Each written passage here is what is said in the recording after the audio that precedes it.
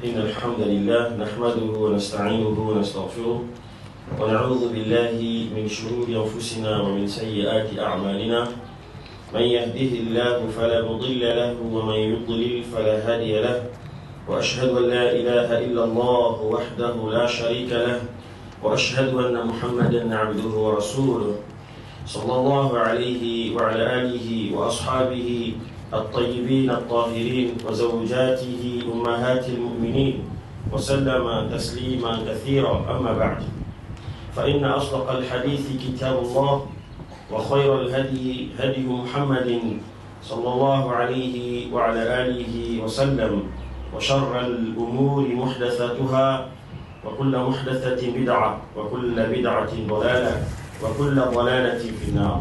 اللهم إنا نعوذ بك من النار.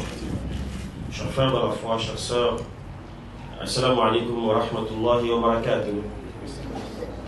Après avoir remercié Allah wa ta'ala, nous remercions l'association Zaytoun et tous les membres de l'association Zaytoun pour les efforts qu'ils ne cessent de mener pour l'avancement de cette religion, ici particulièrement dans notre pays et généralement dans le monde entier, parce qu'avec les nouvelles technologies, alhamdulillah, nos prêches et nos conférences que nous faisons, ça se retrouve un peu partout. Qu'Allah mette cela dans nos bonnes balances à nous tous. Également, je remercie les fidèles que vous êtes, ponctuels. À chaque fois qu'il y a l'annonce des conférences, vous venez en masse, qu'Allah vous récompense de la meilleure manière. Et qu'il fasse que tout ce que nous faisons pour la religion, pour sa religion, soit de façon sincère. Nous soyons sincères dans tout ce que nous faisons. Et parlons de la sincérité. Nous pouvons dire ici, la sincérité est le socle de la religion. La sincérité, c'est ce que Allah a appelé al-ikhlas, ou bien ce qu'on appelle en langue arabe al-ikhlas. C'est le nerf même de la religion. Et je vais un peu aborder la définition linguistique de la sincérité, parce que toute chose que nous abordons, même si les termes sont en français, mais nous parlons de notre religion, de l'islam. Et cet islam nous a été révélé en langue arabe. Allah nous a dit dans le Coran, Arabiyyan, ghayra dhi iwaj la'allahum yattaqun. Le Coran a été révélé en langue arabe, donc pur arabe.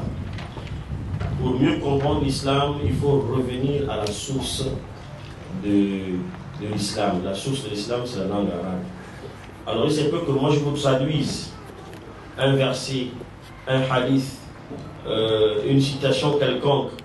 Cette traduction peut être erronée.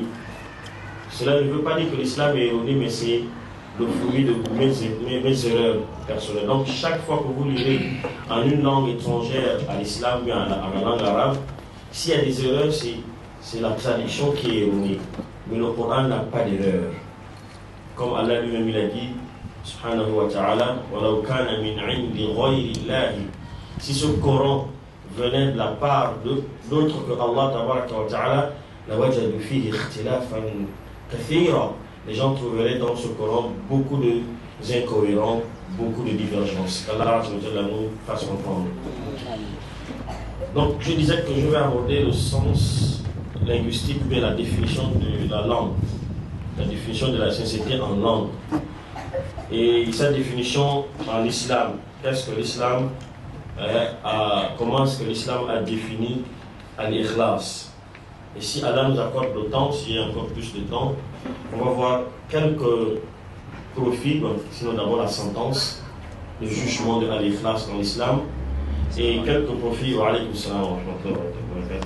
à tirer dans la sincérité. Si également on a le temps, la place qu'occupe la sincérité dans l'islam, nous verrons cela. Voilà un peu les 4 points que je souhaiterais qu'on aborde si le temps nous permet. Comme l'imam nous disait, la pluie est au rendez-vous aussi. Donc il se peut qu'il pleuve, ou bien il se peut que s'il est l'heure de la prière, on va s'arrêter. Peut-être que dans les questions-réponses, et dans les débats, on va essayer de continuer. qu'Allah nous donne la sincérité et qu'il fasse que ce que nous apprenons ici, que nous le mettions en pratique.